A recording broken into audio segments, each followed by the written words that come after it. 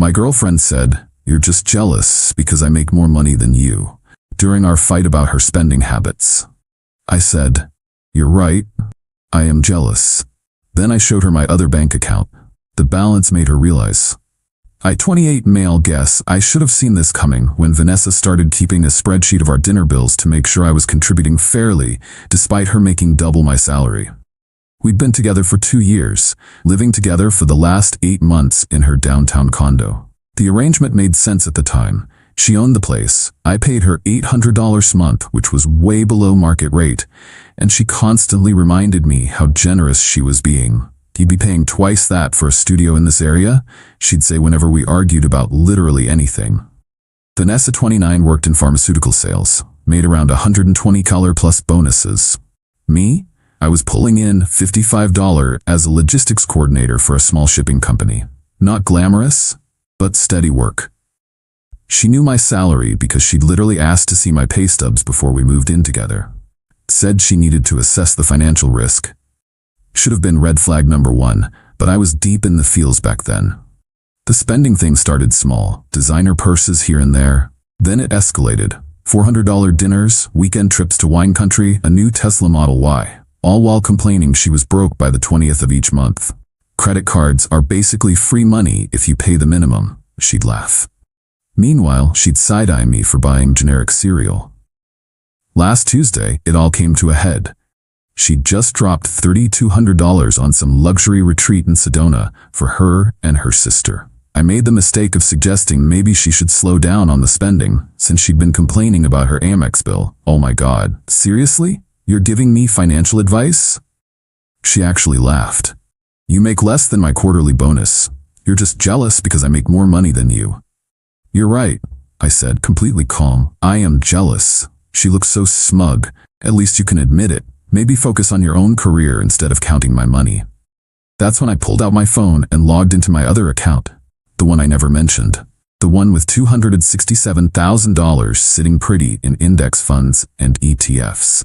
See, what Vanessa didn't know was that my grandfather had been a small-time landlord. Nothing fancy, just 3 rental properties he bought in the 80s. When he passed 5 years ago, he left them to me. I sold 2 of them and kept 1 as a rental. After taxes and setting aside money for property management, I'd cleared about $180 from the sales. The rental brought in $2,100 a month after expenses. I'd been living well below my means for years, investing everything. Her face went through about 12 different emotions as she stared at the screen. What is this?" "My investment account," I said simply. "And before you ask, yes, it's all legit. Inherited property, sold it, invested wisely. Been doing this since before we met." You've been lying to me this whole time?" "Never lied. You never asked if I had other assets. You only wanted to see my pay stubs, remember?" The entitlement kicked in immediately. "We're building a life together. You should have told me. Do you know how much stress I've been under thinking I was carrying us financially?" "Carrying us? I pay you rent. I buy groceries. I pay for half our dates. How exactly are you carrying us?" That's when she dropped the mask completely. "I've been subsidizing your lifestyle. This condo, our vacations, everything, and you've just been sitting on $250,000? Your vacations, that I paid my share for, and I pay you market rate rent for a room, not half your mortgage. There's a difference." She spent the next 2 hours cycling between anger, tears, and bizarre attempts at reconciliation. Suddenly I was babe again, not roommate like she'd been calling me to her friends. But the real kicker came the next morning. I woke up to find her on her laptop, browsing Zillow. "I found some amazing houses," she announced. "With your down payment and my income for the mortgage approval, we could get something really nice." "My down payment?" "Well, yeah. I can't liquidate my Tesla lease, but this is perfect. We can finally upgrade. I'm thinking at least 3,000 square feet, good school district for the future." I just stared at her. "Vanessa, we're not buying a house together. Why are you being so selfish? This is what couples do. They pool resources. Like you pooled resources when you made me pay rent while telling everyone I was a freeloader?" That hit a nerve. "I never said that. Your sister literally asked me at Thanksgiving if I'd found a better job yet because Vanessa can't support you forever. Want to guess where she got that idea? Update 1. Well, that escalated exactly how you'd expect. After our conversation about the house, Vanessa went into full manipulation mode. Suddenly she was the perfect girlfriend. Cooked dinner for the first time in months, burned the chicken, but hey, A for effort. Initiated intimate time every night. Even suggested we should talk about our future financial goals as a couple. During this talk, she presented me with an actual PowerPoint. I kid you not. Slides about optimizing our joint financial potential and leveraging assets for mutual growth. Girl literally had charts showing how our money could work better together. The kicker? She'd already calculated how much I'd save on taxes by maxing out deductions on our future house. See? It just makes sense, she said, clicking through slides about mortgage rates. With your assets and my income, we're a power couple. Why are you fighting this? Because 3 days ago you were calling me jealous and broke? I was frustrated. You know how stressful my job is. I didn't mean it. Then came the guilt trips. Her mom called me, weird since we'd met like twice, to say how happy she was that Vanessa had found someone stable. Her best friend texted asking if I could help Vanessa look at engagement rings, since she's too shy to bring it up. Girl was orchestrating a whole campaign. The breaking point came yesterday. I came home to find Vanessa with a financial advisor. In my living room, going through my mail. What the hell? Babe? Perfect timing. This is Bradley from Wealth Partners. I thought we should get professional advice about combining our portfolios. Bradley looked uncomfortable as hell.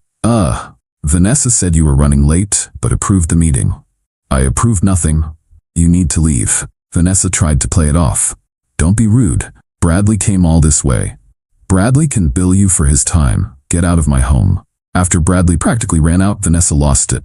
Your home? I own this place. And I pay you rent, which makes me a tenant with rights. Going through my mail is a federal offense, by the way. You're being ridiculous. I'm trying to help us. No, you're trying to help yourself to my money. Pack your shit. Excuse me? We're done. You have no respect for boundaries, no respect for me, and apparently no respect for federal mail laws. I'll be out by the end of the month, as per our rental agreement. Until then, I'll be staying in the second bedroom. Touch my mail again and I'm calling the cops. She laughed. Actually laughed. You're breaking up with me because I want to plan our future? Good luck finding someone else who'll put up with your trust issues. And good luck finding a place this nice for $800. Already signed a lease. Turns out when you have excellent credit and proof of assets, landlords love you. The switch from confident to panic was instant. You already found a place? When? Last week, when you were at your Sedona retreat, spending 3 months of my rent on crystals and chakras. That's when the real Vanessa came out. The one her work friends probably see when someone steals her sales lead. You vindictive asshole. You've been planning this? While sleeping in my bed. The bed I've been paying to sleep in? That bed? She threw a wine glass at the wall, missed me by a mile, but made a hell of a mess. You think you're so smart with your secret money? You're nothing.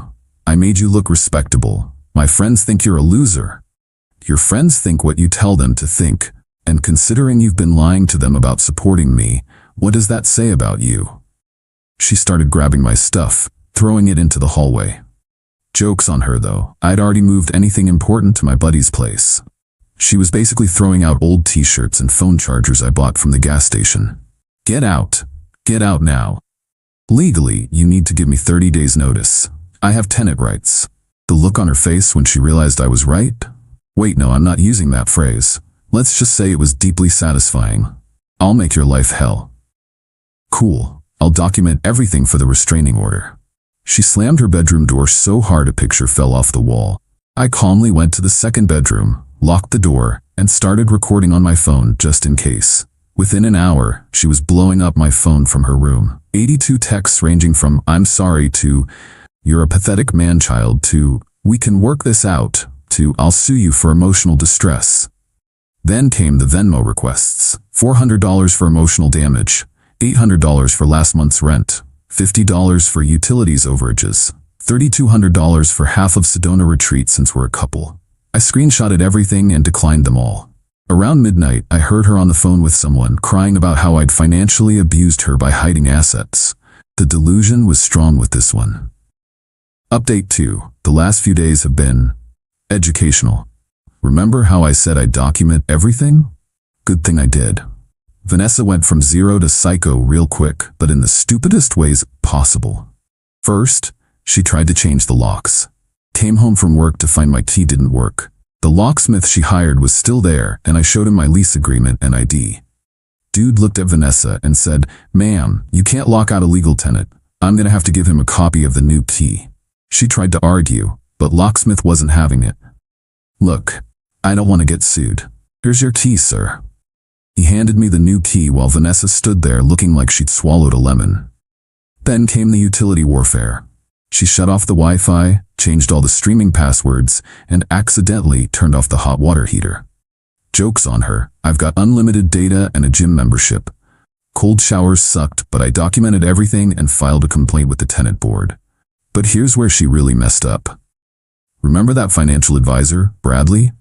Well, Vanessa gave him my personal information, social security number and everything, lifted from that mail she went through.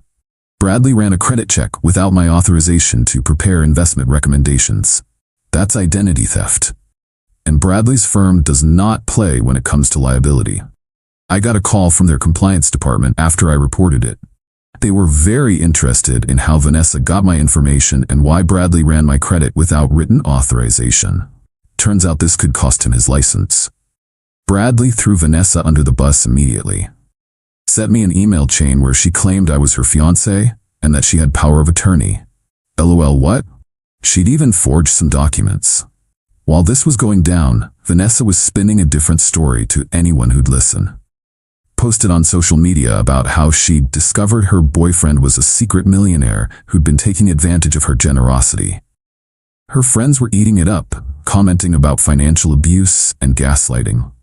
Until I posted my response, just a simple screenshot of our text conversation where she admitted to lying to her friends about supporting me, plus her Venmo requests for things like emotional damage. Tagged her in it with, "Weird how I was taking advantage when I paid rent and half of everything. Also, 267 calories doesn't make someone a millionaire, but math was never your strong suit." The post got deleted within an hour, but the damage was done. Her sister actually messaged me privately. "I knew something was off when she said you were broke but somehow afforded Hawaii last year. Sorry she's being like this." Then came the work drama. See, Vanessa thought she was being clever by calling my employer, trying to get me fired. Told them I was mentally unstable and hiding assets that might be illegally obtained. What she didn't know, my boss's brother is a tenant lawyer. Boss called me in, we had a laugh about it, and then he gave me his brother's card. "Sounds like you might need this. Also, take a few days off to handle your move. Paid, of course. Can't have employees dealing with stalker ex-girlfriends." The tenant lawyer was thrilled with my documentation. She changed the locks, cut utilities, and there's a paper trail. Oh, this is beautiful. We can sue for constructive eviction, harassment, and emotional distress. Plus that identity theft issue, criminal charges. I didn't want to go nuclear. Just wanted out. But then Vanessa made it personal. She called my mom. My sweet 62-year-old mother who lives 3 states away and has no idea about any of this drama, told her I was dangerous and manipulative and that she should check on me because I might hurt myself. My mom called me in tears, terrified something was wrong. It took an hour to calm her down and explain the situation. That's when I decided, scorched earth it is. Filed a police report for identity theft. Filed a restraining order request with all my documentation. Had the lawyer send a demand letter for damages from the illegal eviction attempts. Reported her to her employer's HR for using company resources to harass me. She'd been calling from her work phone. But the best part? Remember that rental property I kept? The one generating $2,100 for a month? It's in a college town about 2 hours away. Fully furnished, 3 bedrooms, perfect for young professionals. Guess who just signed a lease for $2,400 a month and is moving in next week? That's right, Bradley the financial advisor. He reached out after getting fired, desperate for a place after his firm blacklisted him. Felt bad for the guy. Vanessa screwed him over too. Gave him a slight deal on rent, in exchange for testifying about the identity theft if needed. Vanessa found out when she tried to apologize to Bradley and convince him to lie about the credit check. He told her he was moving into my rental property and blocked her. The meltdown was epic. 67 missed calls in 3 hours. Voicemails ranging from screaming to crying to threatening to expose me. Expose what? That I own property and don't tolerate bullshit? Oh no, my reputation. Final update. Moved out yesterday. The last 2 weeks have been instructive. First, the legal stuff. The identity theft charges are moving forward. The DA's office is particularly interested because forging power of attorney documents is a felony. Vanessa hired a lawyer who immediately told her to stop contacting me. Did she listen? Of course not. She tried one last manipulation. Showed up at my work with a box of my stuff, mostly junk I'd left behind, crying about how sorry she was. Security wouldn't let her in. Boss had preemptively banned her, so she stood outside for 2 hours. My coworker Derek filmed it from the window. She went through the whole performance. Tears, wailing, even dropped to her knees at one point. Then when no one came out, she got up, perfectly composed, and made a phone call. Derek caught her saying, "He's not coming out." "Yeah, I'll try his mom again." That's when I knew I'd made the right choice. The restraining order was approved. She's not allowed within 500 feet of me, my work, or my new place. The judge was particularly interested in the 67 calls and the mother harassment. Her job wasn't as forgiving as mine. Turns out using company phones for personal harassment violates their code of conduct. They didn't fire her, but she got demoted from senior sales to junior. Lost her company car and about $30 in commission potential. The constructive eviction lawsuit is ongoing, but her lawyer already reached out about settling. Turns out when you document everything and have clear evidence, people get nervous. We're looking at about $15,000 in damages, which ironically is almost exactly what she spent on luxury crap in the past year. But here's the beautiful part. Remember how she was always broke by the 20th? Without my rent money and with legal fees piling up, she had to break her lease on the downtown condo. Early termination fee was 2 months' rent, $6,400. She's now living with her sister in the suburbs. 45-minute commute to work. No more walking to trendy bars or hosting wine nights to show off her place. Her sister, the one who messaged me, reached out last week. She's trying to sell her Tesla and her purses. Says it's to pay legal fees, but I think she's realizing she can't afford her lifestyle. Mom and Dad won't help because they're embarrassed about the arrest. Thanks for the documentation, by the way. We've been trying to tell them about her spending for years. As for me, the new place is great. 2-bedroom apartment in a quiet complex. Rent $1,600 but includes utilities. Already set up my home office and invested the money I was saving on her place. That $800 a month for 8 months? Straight into index funds. Started therapy to unpack why I ignored so many red flags. Turns out when someone shows you exactly who they are on the first date, making me Venmo her for exactly half the bill down to the cent, you should probably listen. The rental property is doing great. Bradley's been a model tenant, even fixed some stuff himself. He sent me a picture of him grilling on the back deck with a thumbs up. Dude bounced back quick, already got a job with a credit union. Vanessa's last attempt at contact was through her lawyer. She wanted to mediate and avoid criminal charges. My lawyer's response was basically, no, and here's another bill for making me read this. Her social media is now private, but mutual friends tell me she's been posting motivational quotes about surviving financial abuse and rising above toxic relationships. The comments are apparently brutal. Turns out when you lie about your ex being broke while spending his rent money on purses, people notice the contradiction. The funniest part? She's apparently telling people I trapped her by hiding my wealth. Like, girl, you had bad spending habits when you thought I was broke. My money wasn't the problem here. Lessons learned. 1. When someone shows you they're materialistic and entitled, believe them. 2. Document everything. Everything. 3. Tenant rights are powerful when you know them. 4. Never let anyone go through your mail. 5. If someone's love is conditional on your bank balance, that's not love. Oh, and that $267 it's now $271 thanks to the market. Turns out living below your means and investing wisely beats spending money on crystal healing retreats. To anyone dealing with financial manipulation, your money is your money. A real partner respects your boundaries and contributes equally, regardless of who makes more. They don't demand access to your assets while lying about supporting you. And if someone ever asks to see your pay stub on a first date, run. Just run. The restraining order is good for 2 years. Somehow I don't think I'll need it that long. Vanessa's got bigger problems now, like explaining to future employers why she has a pending felony charge for identity theft. Me? I'm good. better than good, actually. Learned a valuable lesson about keeping my financial cards close to my chest, and that someone who truly loves you won't care if you're rich or poor. But they'll definitely care if you lie about it. Peace out, Reddit. Going camping next weekend with that truck camper I bought last month. Yeah, I bought a camper. Because I can, and because there's something poetic about driving away from drama in a house on wheels.